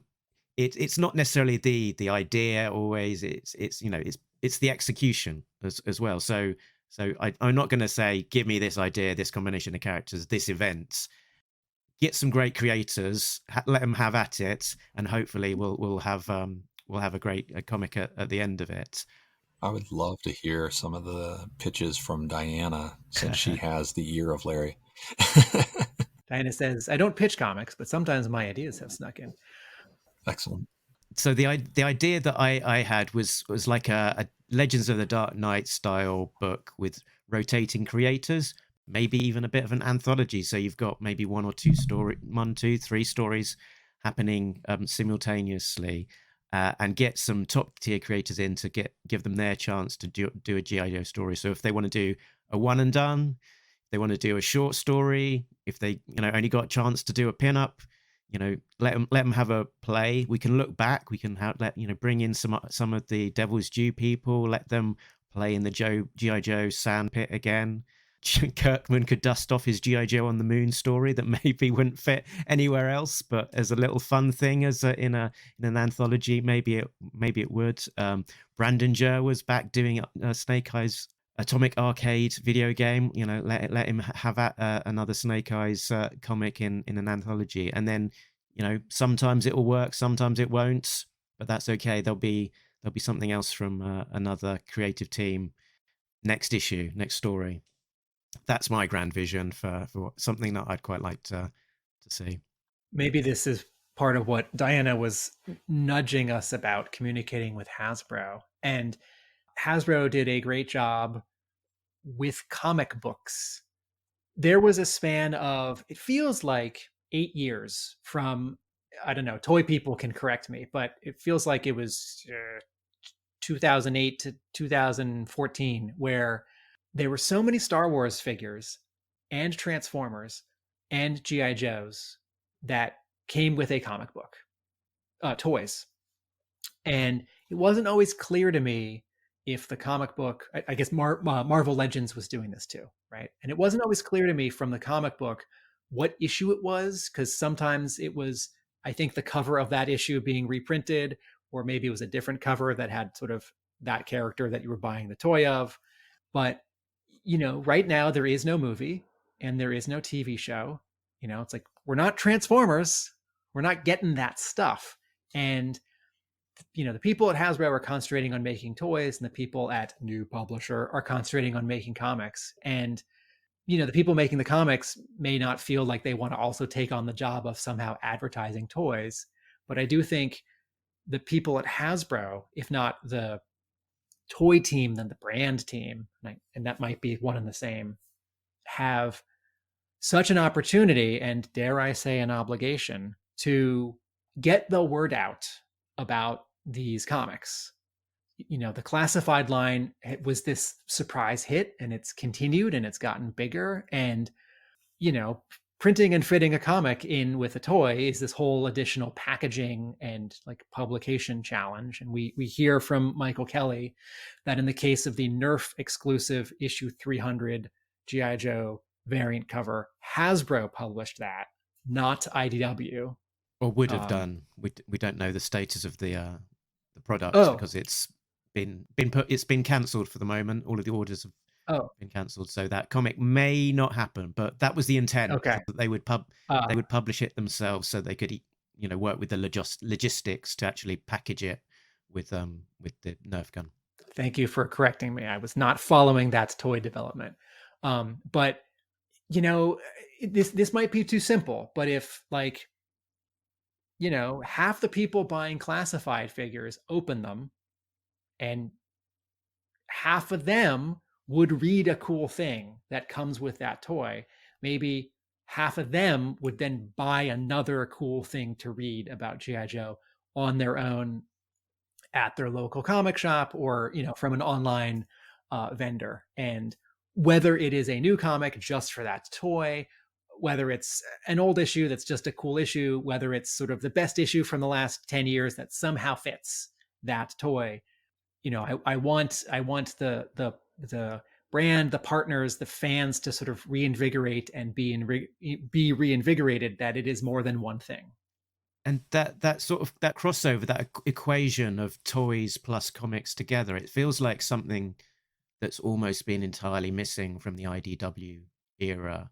And some of the most fun things from Larry's original run was him responding to the demands of, put in this toy, let's put in Serpentor, let's put in Tomex and Zaymot, and those stories would never have happened without that sort of external kind of input of respond to this. And I don't know the best way of doing it, but having some more connection between the classified toys and the comics, I think, is just something that's missing a bit at the moment. This wouldn't sell any more HasLab Sky Strikers, I don't think. It's the pre-orders and that's it, right? You can't still order it. But if in issue 301 a Sky Striker takes off and there's like conspicuously Scarlet in that pilot outfit and the other ground crew or whatever, like, and she starts complaining, I don't have a handle on my crossbow. If someone at Hasbro is saying to someone making this comic, you got to include this, fans would notice. People buying issue 301 would notice. And to Mark's point about Hama having this external stimuli, it's not a perfect analogy, but I think about the George Lucas making a Star Wars trilogy with too many limitations, and the George Lucas a generation later making a Star Wars trilogy with no limitations, and the difference in those movies. And if you say to a Larry Hama, like, here's this weird toy, you have to use this. Right. Also, Diana points out something that we keep forgetting because it's like so obvious. Where's the Don Marino action figure? I guess we need to. Are people? Mark, Bryan, Jason, are people in the Hasbro streams? Are they saying like, "Where's the Dawn figure? Where's the Dawn figure?" I wish they were. No, they're not gonna. Well, I bring it up every so and again. We got an announcement that Helix is come to the classified line eventually, so I don't see why Dawn can't be shortly thereafter. I mean, Helix is 20 years old now, so how much more do we have to wait for Dawn, I guess? It feels like we're... But I would love to see... We're being nudged in the right direction with Helix. Sorry, Jason. Yeah. No, but I mean, and Helix has a 4-inch modern architecture figure already. I would love to see Helix in like the retro O-ring and Dawn in a classified, a modern, and a retro. Like, to me, G.I. Joe is 3 scales, and let's run all 3. But then again, who's buying them other than, those of us that are also doing this? Transformers or Batman will do those packs where it's like sort of the legacy. It's like early Optimus Prime, modern Optimus Prime, or like 3 different Batmans. Have a 3-pack that's Snake Eyes and Throwdown and Dawn as these 3 different versions of Snake Eyes, and then include, I don't know what issue, but use Nitho Diaz's variant cover for, is it 297 with the 3 of them as a like replacement cover for that? Yes. Let's get some toys. It needs to go both ways. I'd like Hasbro to nudge a comics publisher and Hama to include certain toys and characters, and I would like. Yeah, I was going to say, if Super 7 can go so niche in the way that they do, they're making, I don't know if this even exists or not, but they're making the Boy George version of Snake Eyes, and what other random sort of character very specific to the cartoon, to the comic that is really super niche. And if they've got a commercial model that allows them to do that, you think surely Hasbro, with their much wider reach, surely they could give it to us if they Is the difference there between Super 7 and Hasbro? One of them has Wall Street behind them demanding certain things, and the other is an independent thing that can do what the hell they want. True. I mean, I agree with you. I would love to see a Super 7 breadth at Hasbro, but I don't think their market share would appreciate it. I think what Mark is inadvertently suggesting is that we'll get a Super 7 Dawn in an animated style before we get a classified We might. Dawn. Probably true. And yes. not even because Super 7 would get to it in 10 years, but because in a year they'll think, let's throw in a curveball. Let's make a character cartoonish that hasn't been, but that people keep asking for. Oh, Super 7 did Quinn, who wasn't in the cartoons. I'm still waiting for them to do Dr. Venom. Because that would be nice. That's probably on their 5-year plan. And once they do Dr. Venom, they can do Hotwire with just a new head, right? If I Google after you mentioned they could reuse the Blanca head. Yeah. Oh, okay, right. After you mentioned Hotwire, I quickly Googled him and I saw that there have been 2 versions of the figure, and one is a white lab coat. Yeah. Mark, have we exhausted this bullet point? Is there another one you want to get to? Dinah says, wait, one more bit. Why not do a Has team and a new publisher Q&A with podcasters and YouTubers the way they did for the toys? Love it. Hopefully they can, make a big splash of that announcement. Yeah, a big push from Hasbro on the new comic, just as much as they would for any other new toy release.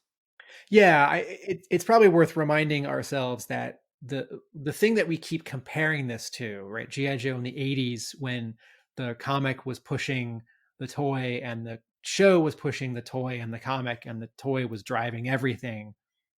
And these companies were working in concert with each other. And this brand was the number 1 or number 2 brand, right, in terms of sales. What we have now is a different relationship where a publisher licenses G.I. Joe not because it's the hot new thing, but because it is an established thing with a guaranteed audience and market share, maybe a very small one. You know, the way that like there's a comics publisher that's got the license for The Phantom, and there's a comics publisher that has the license for Zorro. And I don't want G.I. Joe to be this sort of nostalgia thing, this nostalgia brand, but you know, sort of G.I. Joe is not like the big deal in the discussion right now in toy sales and TV ratings. So, you know, to hope for a comics publisher to say to Hasbro, like, how are we going to launch this, and talk to everyone about it in sort of bigger ways, as opposed to some established comics channel ways that a publisher would announce a new G.I. Joe comic and promote it, might be asking more than is reasonable. And your comment there sort of triggered a thought as well, that the G.I. Joe comic isn't necessarily per se an exact license to just print money. Wherever it lands, it will do so because the people behind it are going to have an enthusiasm and a passion and probably a nostalgia, a similar sort of age to us, having grown up with the property, and more than anything else going, G.I. Joe is cool, Transformers are cool. I would really love to have a hand in publishing them and creating them, because it's a a property that I'm passionate about, essentially. And as much as anything else, I think that must be a good thing, that you want to have the people behind it for it to be a passion project, because more than anything else, that's probably going to lead to some great product, or great comics. Product sounds a bit corporate, doesn't it? Printed products, printed story-driven products. Let's have a little bit of a sort of whiz around the square here. If we were going to get a new book, and it was going to be separate to, well, actually, it doesn't even matter if it's separate to Hama or not.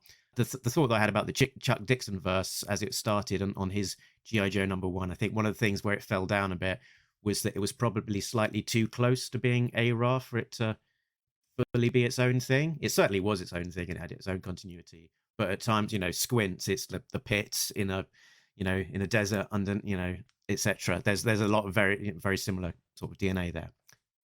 That side. If you were to have a blank check and have a creative team who you think you'd really be interested to see their take on the G.I. Joe book, who would you bank up for? My one, and I've said this many times, would be the creative team behind one of my favorite books. If you haven't read it, I do recommend it. one of my favorite books of the last couple of decades, Lazarus by Greg Rucka, Michael Lark, and I think in terms of the look and the feel of an interesting G.I. Joe take, I could see them doing some very interesting things. And Lark has done 1 or 2 covers Indeed. for IDW. Yes. Who wants to go with their hot take on who, if there's a particular creative team that they'd be interested in seeing? I mean, if we're just doing like dream teams, I would love to see like Brubaker and Phillips do a story, maybe like just a few Joes on some kind of little mission. I think they could do some phenomenal stuff. That's Brubaker and Phillips behind the likes of Criminal and Fatal and Kill or Be Killed and Reckless. and yeah, they've done a lot, and they fit the style rather well with all of those titles as well. Jason. Oh shit! I'm spacing on names all of a sudden. I think a fun take would be Bunn and Hurt, the guys who did Six Gun. It would certainly lean heavily into the sci-fi side of it, since Bunn is such a horror fanatic, and Hurt's art style is very whimsical. And then, but Hurt can also do Grounded, like he. Oh, Hurt can do fantasy. He can do Grounded. Yeah, Hurt is incredible. What was the Steve Gerber? I love. What was the Steve Gerber book he did? Hard Time, right? About the kid in prison. Yeah, and then I'm gonna have to look his name up because I'm forgetting it all of a sudden. Shanghai Red. He wrote the one about Mount Everest. Chris Sebela. I'm probably mispronouncing. Christopher Sebela. Yes, Christopher Sebela. Him as the writer. I love the way he writes and his sort of grounded approach. I think, and he's also has a wild brain. So I think it'd be a lot of fun as well. And I think Diana just threw up a recommendation while I was stumbling over a human's name. Brian K. Vaughan and Fiona Staples. Wow. Saga team. Talk about going straight for the top. Sure. Or Brian K. Vaughan and Cliff Chang. And why not? Cliff Chang on Paper Girls. I like all of these fan votes. I feel a little self-conscious, not to duck out of the question. I feel a little self-conscious saying specific names because I feel like if I know someone who knows them, that's like slightly putting them on the spot. So what I will say is I like all of your answers, and I have imagined G.I. Joe pages connected to your answers, and it's kind of a joke, but I have this line that I say to my manager at my shop every week or two when I have read a recent comic that I think is really handsome. If someone draws really well, and it can be kind of messy and like evocative, sort of more in the Bill Sienkiewicz mode. It can be more grounded, like old school G.I. Joe. It can be sort of stylized and hot and slick, like some of the X-Men books. And this also applies to color artists on new Marvel books, new Boom books, new Image books. A thing that I sometimes will say, I'll point to a comic and I'll say to my manager, I just read this, and I'll say, oh, is it good? And I'll say, this guy should draw G.I. Joe.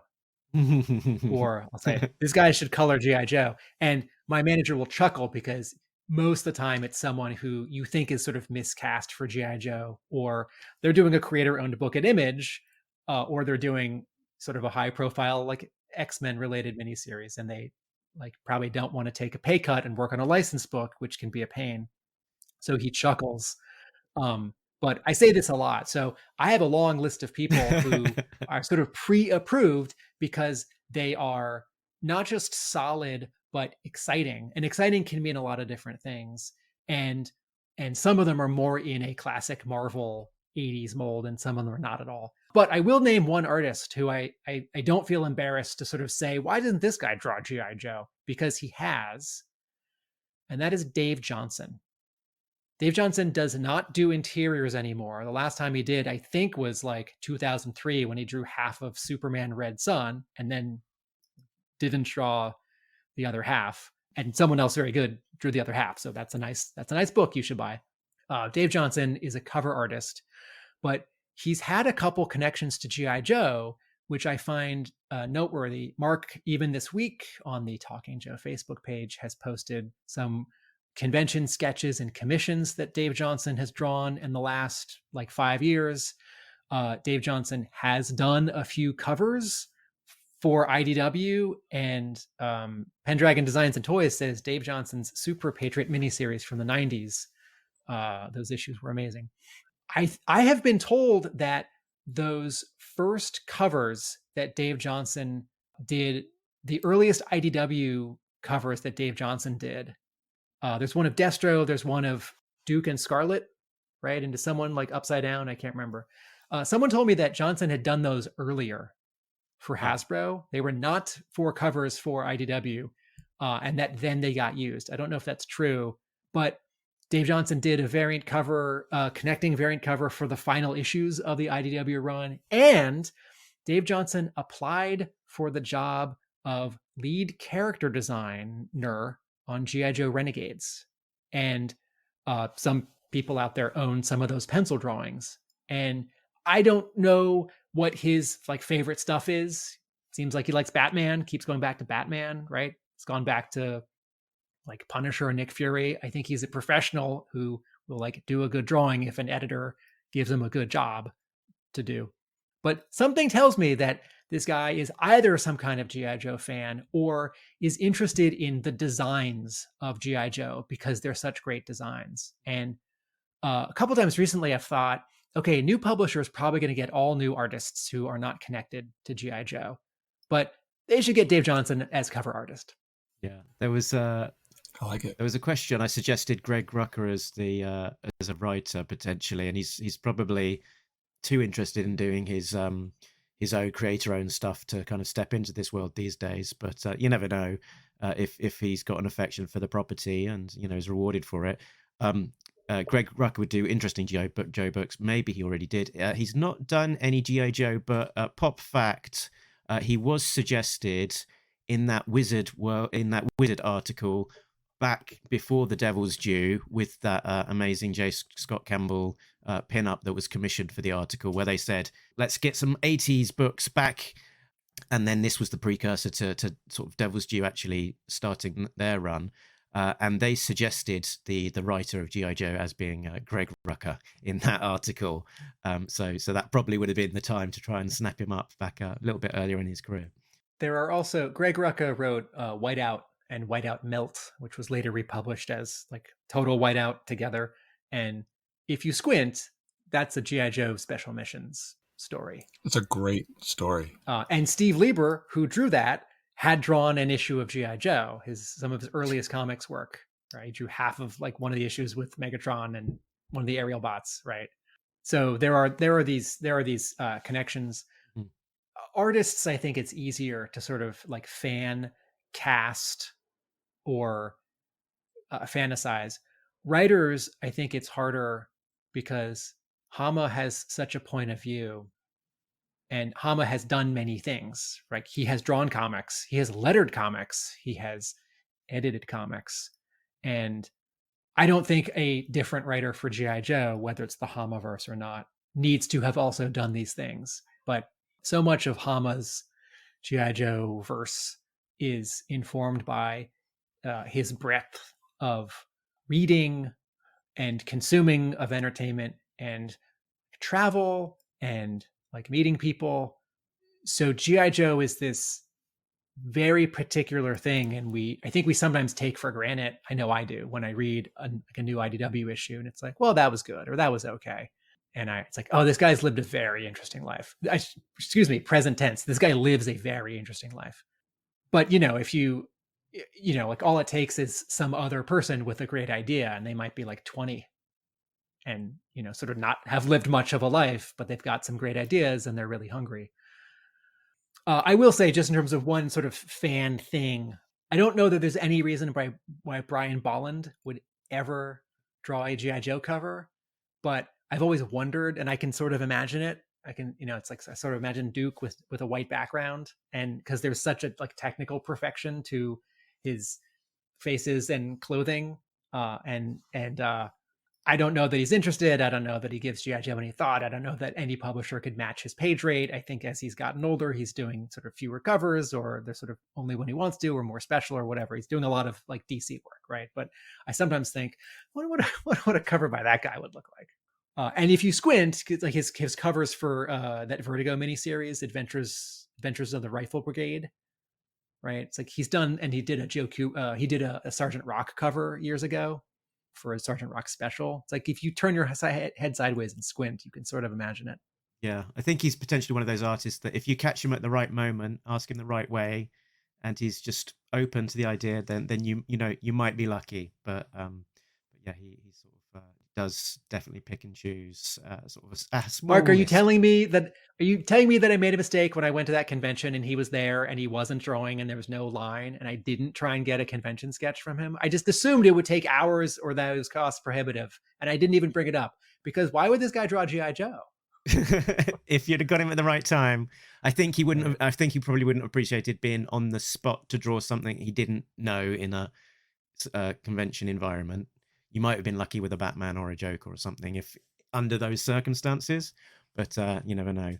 So just as a complete sort of contrast to some of the stuff we've been talking about what what we would want to see, Diana put out the idea of a book that Hasbro or the new publisher might want to explore, which is, in my honest opinion, if they wanted to comic to catch middle schoolers, they should do a comic based on the young adult books. So there's one out, one announced, which is kind of its own, own thing, even though it's taking the classified name in the title. Middle school readers tend these days to read books with teens that they can relate to in trade paperback format, and maybe even sort of a manga kind of format as well. And that might not be the book that we would want to read, but it might be the one that would catch on with that particular audience. And as a G.I. Joe fan, I would love to see that. as a G.I. Joe fan, I might not like that, but not everything has to be for me. Sometimes, sometimes things can be for other people. Diana, that's a great idea. And there are many publishers that have been comics publishers that have been pushing into the young adult graphic novel space. I keep sort of forgetting this, but Phil Noto has drawn the covers for these G.I. Joe classified young adult novels. First one. Just the first one, not this. First one was Phil Noto, and I think Stephanie Hans in a very similar style for the second one. Oh, thank you. Okay. And Noto has a connection to G.I. Joe, having done a couple covers for Devil's Due and that Scarlet issue. Yeah. There's some other suggestions being thrown out there, so let's touch on them. These are great, all great suggestions. George Jimenez would be a awesome G.I. Joe artist. I think that's Jorge Jimenez. Jorge, okay. And that's who's currently drawing Batman and doing a miniseries for Mark Millar. And here we go, Pendragon Design and Toys, the man of many AKAs, I think. I always want my Joe covers to be illustrated and painted by Travis Charest, I think is how. Charest. Thank you, Tim. I tried. He's been doing some graphic novels for humanoids in the Hodorowski universe, but did come back and has done a couple like Marvel and DC covers recently. He's getting a bit more active on Twitter and whatnot. And Brian Hitch would do a killer cover. That would be interesting. They should reach out to him because again, yeah, you're going to say it. Brian Hitch drew some Action Force. Indeed, it wouldn't be his first. Can you help us? Can you help us out? What issues of Action Force or European missions? So this is the Action Force weekly 50-issue series by Marvel UK, and it was basically the comic that he got his big break on. He was 18-ish, probably younger, still drawing on his mum's dining room table, I think, and inking over Mike Collins and also doing some of his own work. He worked on a prelude and postscript to the Silent Interlude story, and he did a few covers as well. And in quite a different style, as very early in his career, quite a different style to what you'd recognize from him now. So it would be interesting to see him do it, just in terms of him being an incredible artist, but also that arc of him starting out his career with G.I. Joe, seeing something from him all of these years later would be fascinating. I think it might be possible because when Titan was reprinting Marvel's Transformers in the early 2000s, 6 issues at a time, the soft covers had new Andrew Wildman artwork, and the hardcovers, each one had a different cover artist. And Hitch did one of the Transformers covers. It's got Galvatron, and I guess it's Buster Witwicky. And that was sort of a bookend because he had done some Transformers early on, right, at Marvel UK in like 87 or so. And so here he was in 2002 or so, coming back to do a single image, and it's great. Perfect. So we said at the header of this one, or maybe that was before we started, that we're probably going to keep it quick and light and breezy, and it's been light and breezy perhaps, but we've still gone on a little while. So I guess, was there any concluding thoughts before we just want to wrap up? Bryan, do you want to take the mic for a minute, because we've been hogging it? No, I'm just eager to see who the new publisher is and kind of get a timetable of what we're looking at. I was kind of suspecting that maybe it was going to be New Comic Book Day, but I think that's even kind of past at this point. You mean free comic book day? Sorry, free comic book day. Yeah, so that's May, but stores ordered their free comic book day comics a month ago, which means they were in catalogs like 2 months ago. So that one we have past that when we would have known if it had been then. Bryan, I have a question for you. Issue 301, do you think it's going to be 301 or a new number 1? And do you think it's going to pick up right after the cliffhanger from 300? Wow, that's a great question. I don't know. I suspect it's going to be issue 301. Now, whether it picks up right after, I think we talked about earlier, who knows with Larry, it could skip forward, but there's so many cliffhangers in 300. Like it's 5, I think 4 or 5. So you have to wrap up something there. Like you can't just ignore all of those and move forward. Yeah, the first page of 301 is the funeral of Serpentor Khan. And the Joes are saying, ooh. So I don't know. I'm excited to see what it is, but I have no idea. It's 301, and we're down in the sewers. Lightfoot is defusing a bomb, and there's no reference to anything that occurred outside of that. You never know. I think we'll be hot on the heels personally. There's too much there in 300 to sort of to breezily go past it. Jason? I think if he's going to pick up anything, it'll be the C-130. Because it's easy to just say, they got away. What was with them? I don't know. A device. And we can come back to that. Because, I mean, we talked about this together. Snake Eyes felt like, to me, the point of the last handful of issues. So it'd be more, I don't know. I just see them resolving the C-130 and celebrating Snake Eyes, and then jumping back into the story at a random point to then swing back around to zombie bombs. Yeah, the cliffhangers. I was just thinking about what fight, and I was trying to do the mental math. We've got the C-130 about to crash.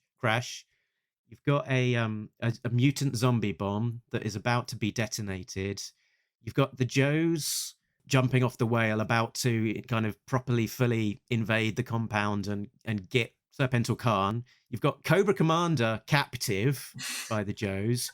You've got Snake Eyes and Scarlet sort of reunited. Would you call it reunited? I don't know. It is what it is, which is a kind of conclusion, but you want that to be followed up. And then there's probably more besides that I'm not even remembering off the top of my head. There's a lot to digest and follow up there. Yeah. What I would love to see is just hard cut to the pit with Laura in front of the board, like breaking down how Cobra works today. They've got the brainwave scanner with all 3 in it. And they're like, all right, we stole this from them. Laura's telling us how things work. We're going to decommission that. And then we can just jump into whatever story we want. But I just, it feels like the C-130 is the important part. Okay, Jason, my wrap-up question for you. 301, double-sized issue or triple-sized issue? What do you think? I would love a full trade paperback sized issue of 301. Just get it all in, right? This is like when Marvel's done these. Probably, this is like Marvel's done these 100-page issues, and then a month later they just publish it as a graphic novel with like 15 additional pages. Correct. I would love that, but I'm the wrong audience because I'm gonna buy it. I'm excited for it, But from a new publisher standpoint, probably an issue and a half, oversized. It's the safer bet. Double sized isn't just double money, right? So 1.5 is probably the safer bet when you're doing the launch. What you just made me think of was that obviously the rumor is that this is going to be skybound under Robert Kirkman. When he launched an amazing book called Firepower, he went in with an issue 0, which wasn't just an issue 0. It was a trade paperback. And the subtitle is Prelude. I'm down. Firepower. When you go to a comic book store, Firepower Volume 1 is Prelude. And it's great. And this new publisher has been, negotiating a little while, but the Devil's Due announcement was early 2022. So you'd think this new publisher has had a very good idea that they're in the running since 2020. You said Devil's Due. Do you mean IDW? Sorry, IDW. So IDW announced that they lost it sort of quite early in 2022. So this new publisher must have known they're in the running, 2021, just got it in the bag, 2020, early 2022. So they've had the best part of a year to be getting on with something. If they wanted to do something, get a lot of pages in the bag, release something big, and we've been talking about that they've had a bit of space to create a bit of a buffer so that they can keep on releasing without. They could do something like this. I would love that. I think it's possible from a legal perspective that in the calendar year that the old publisher still has the license, the new publisher doesn't actually start like paying for artists and writers. I think that's very possible. As much as I want the new publisher to have banked 5 issues already, or consider a quintuple sized premiere issue, or the first month that just runs weekly, I also think I think we underestimate for any new publisher, whether they have done licensed books or not, just how much of a slow ramping up it is for them to start this specific back and forth relationship with Hasbro and with Hama. And if Hama has a research consultant, editor, assistant editor, and then lining up artists, that artist is going to have to do like some sort of tryout art, and Hasbro is going to have to approve it after the new publisher approves it. But yes, 5 issues in the first 5 weeks. I'm ready for it. Does Alexander have strong opinions about what he'd like to see in the new book? What do you want to see in issue 301 from a new publisher? This is the best question we've asked. I haven't read 300 yet, though. Well,